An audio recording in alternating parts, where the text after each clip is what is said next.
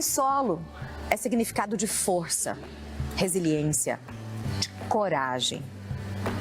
Como criar filhos sozinha no mundo de hoje?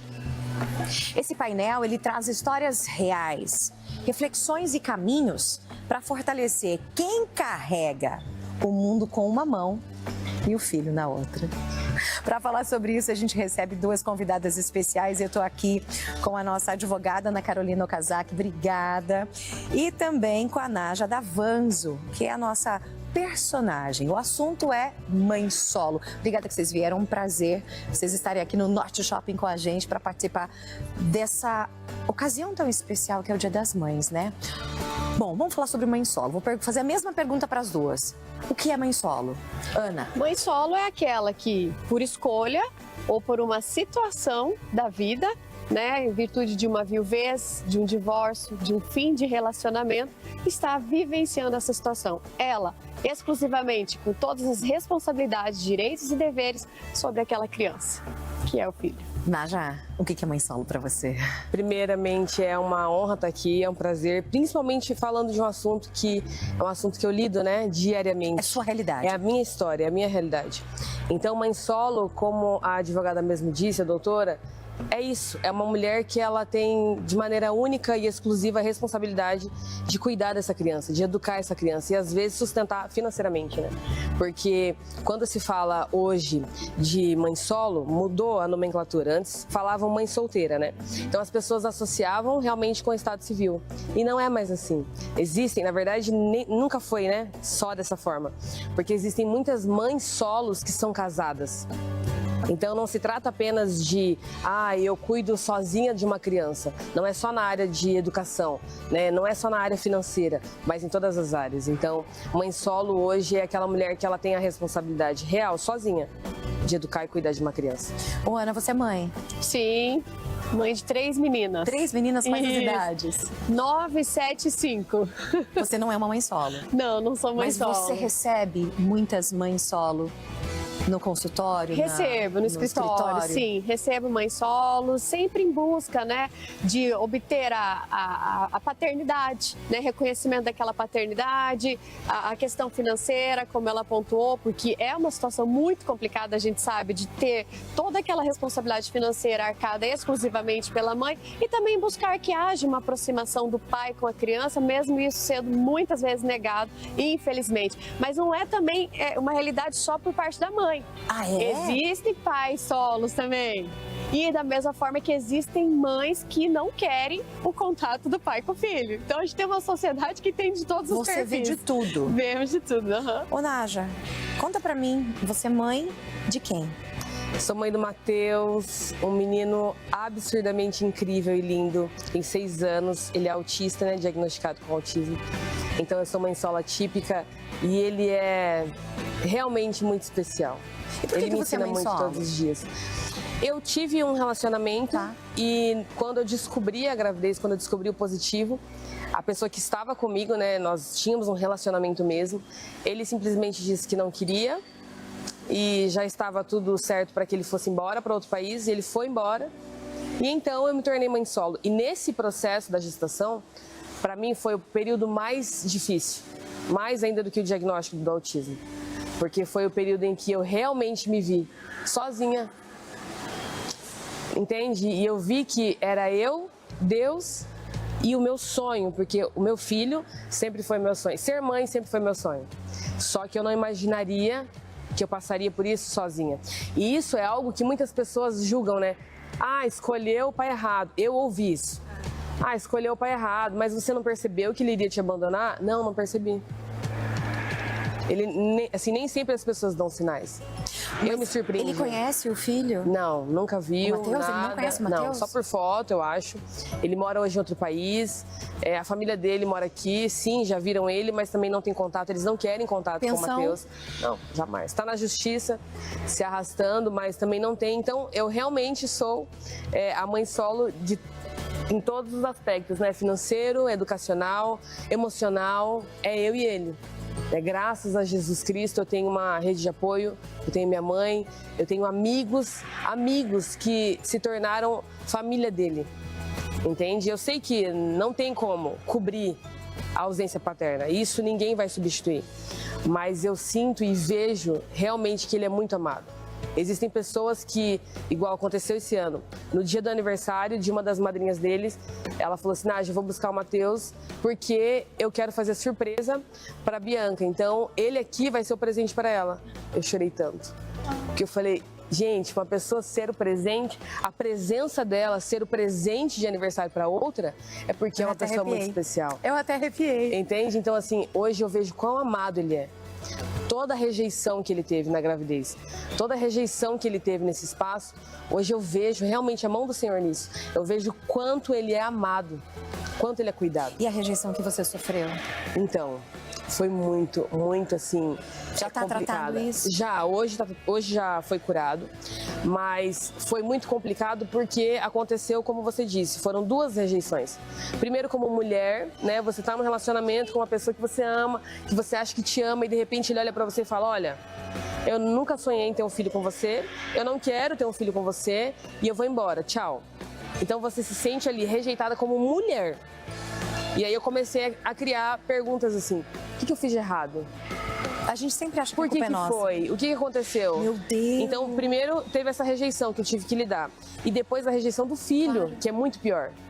Que uma coisa é você ser rejeitada como mulher, outra coisa é o seu filho ser rejeitado. A dor ainda é pior. É ainda pior. Mais então, intensa. durante a gestação, no término dela, eu entrei numa depressão pós-parto, eu entrei em obesidade quase mórbida.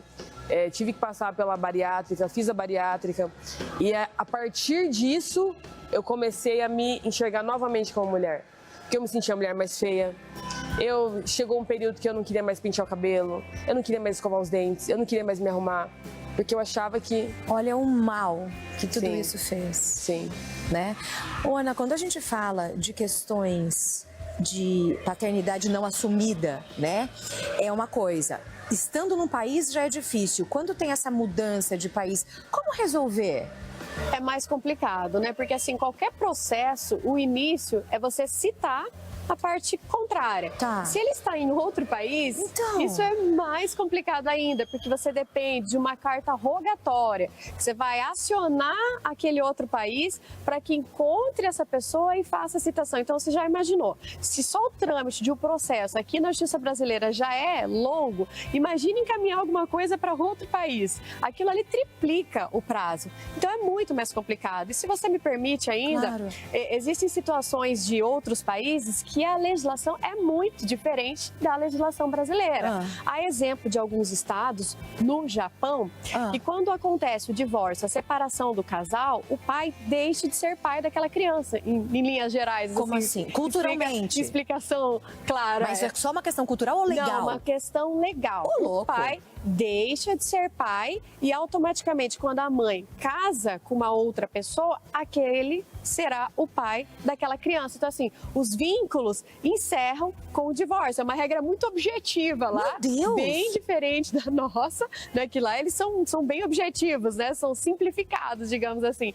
Acabou a relação de paternidade, outro homem, né, digamos, casou, vai assumir a paternidade. Então funciona assim lá no Japão, para você ter uma ideia da diferença da nossa legislação brasileira aqui. E isso traz alguns impactos também para nós, quando nós temos situações de brasileiras casadas com japonês, né, que é difícil para nós entendermos essa regra, quando existem situações daquela criança japonesa que quer fazer uma visita a algum parente no Brasil, que precisa da autorização, né, do pai para estar viajando fora do país. Então, assim, tem vários impactos, mas lá é assim, é bem objetiva a regra, né? Para nós é difícil de entender, né, Sara? Muito difícil. Ô, Nádia, se o Matheus chegar um dia para você, mais velho, não sei como toda essa questão burocrática vai andar em relação a questões legais, de assumir a paternidade, né, de pagar a pensão, mas se um dia ele chegar para você e falar, mãe, eu quero ir atrás do meu pai, eu quero conhecer o meu pai. Você já parou pra pensar nisso? Já. Eu já pensei muito nisso. Inclusive, teve um período em que todos os homens que o Matheus encontrava na rua, todos, frentista, pessoa do mercado, todas, assim, toda a figura masculina, ele falava, mamãe, é o papai? E aí eu falava, não, filho, não é. Aí eu tive que fazer o quê? Eu tinha algumas fotos já reveladas, né, daquele período, sabe, escondida assim, guardado, que você não quer mais ver. Fui lá, peguei e falei, filho, esse é o seu pai. Então eu já apresentei pra ele. Que idade que ele tinha quando começou a questionar assim? Tinha 3 anos, 2 anos e meio, 3 nossa. anos. E aí eu apresentei e falei, filho, esse aqui é o seu pai. Então, nesse período, foi onde eu comecei a fazer esse questionamento. Tá, ele tá começando a procurar o pai dele. Já mostrei que não é, mostrei quem é a figura. Mas e se um dia ele quiser chegar pra mim e falar assim, mãe, eu quero conhecer o meu pai? E aí começou um trabalhar dentro de mim nesse sentido. Porque eu entendo, Sara, que ele... Não é que ele precise de um pai, ele merece um pai. O meu filho, ele merece. Porque ele é uma criança extraordinária. Entende? Ele merece um pai. Então, se ele chegar futuramente, quero conhecer meu pai, tá tudo bem. Eu vou dar a maior força pra ele. Porque uma coisa não pode ter nada a ver com a outra. Maravilhoso você Pra mim, assim. isso já foi tratado. Pra mim, dentro de mim, isso já foi curado. Eu já liberei perdão sobre ele. Eu já fiz essa oração, eu já liberei perdão sobre ele, sobre a família dele. Inclusive, hoje a minha oração é totalmente oposta. Que o Senhor prospere eles cada vez mais, que venha a revelação de Cristo sobre eles, para que eles entendam, assim, no mundo espiritual também, o que eles estão fazendo. O mal que eles estão fazendo. Que é muito sério. Você abandonar, rejeitar uma criança é muito sério. Isso é muito sério. Ana, nossa, a gente fica até sem falas, né? Fica. Com o discurso da Naja. Mas eu já vivi essa realidade como advogada, sim. E para mim também é muito gratificante quando a gente consegue mudar esse cenário. Então, você já viu isso se resolver? Eu já tive clientes que viveram a mesma situação que você. Você precisa ver as mensagens de WhatsApp que era trocada daquele pai com aquela mãe, assim, não quero essa criança, você é isso, você é aquilo, sabe? Com palavrões para aquela mãe, que aquele filho não é meu, tudo que você pode... Isso, eu não sei tudo que eu já ouvi. Se foi, né? Não é meu, não quero.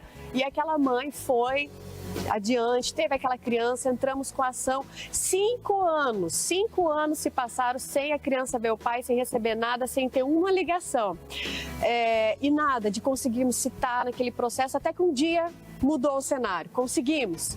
A partir do momento que a gente conseguiu e o pai foi condenado, aquilo mudou.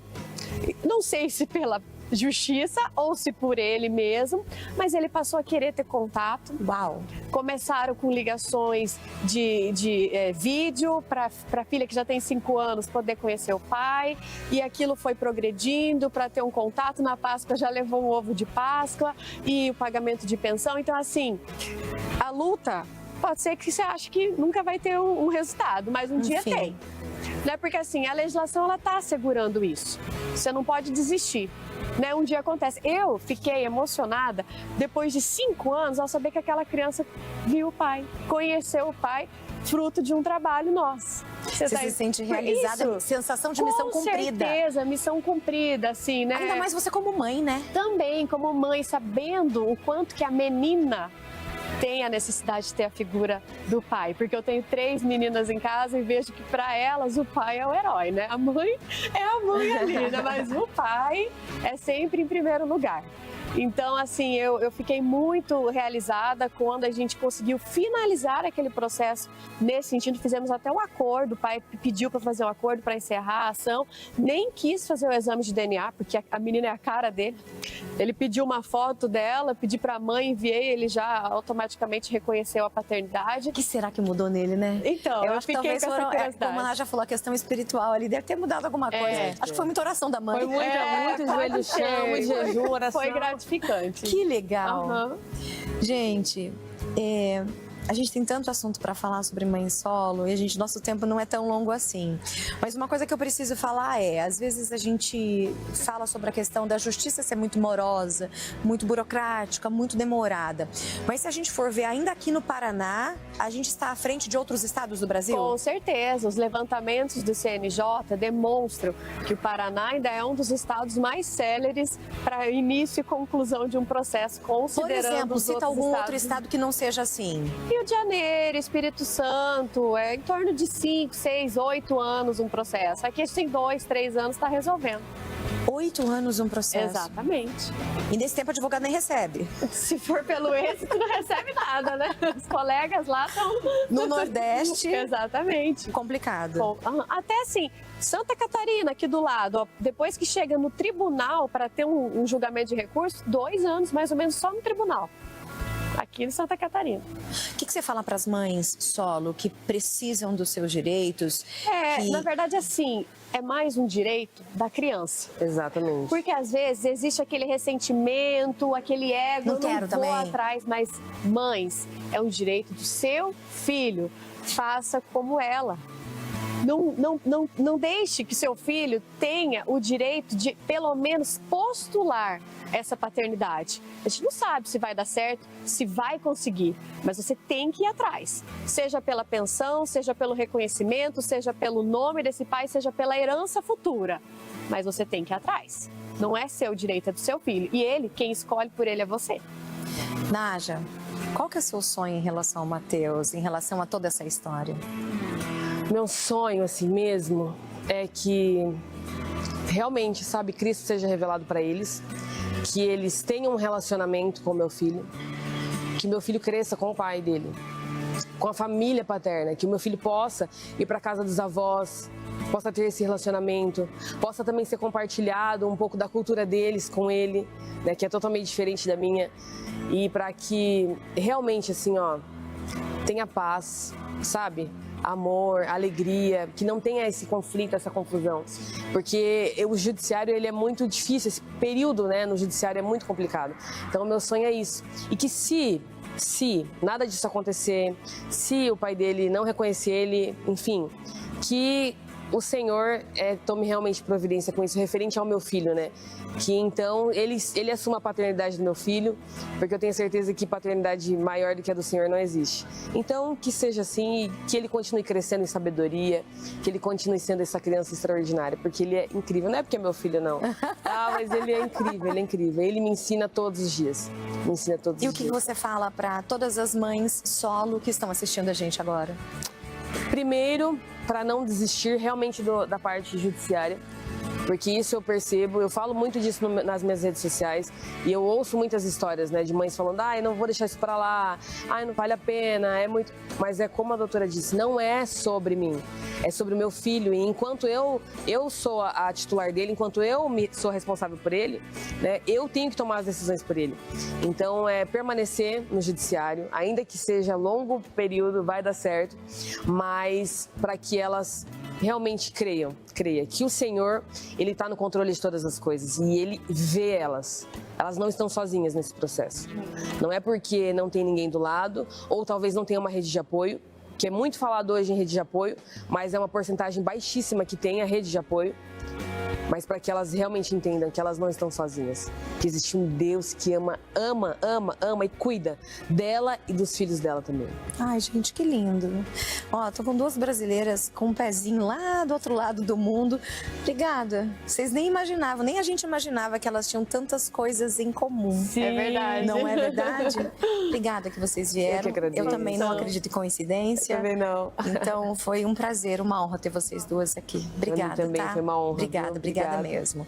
A gente conversou com a doutora Ana Carolina Okazaki, advogada, e também com a Naja Davanzo sobre mãe solo. Mas o assunto continua também aí nos nossos estúdios. Gente, que coisa, né? Que maravilhoso. Que bate-papo gostoso. Você viu como que passou? Você nem viu o tempo passar? Isso aqui é sinônimo de força, de resiliência, de coragem. Tem mãe solo aí? Conta pra mim, 439-99520380.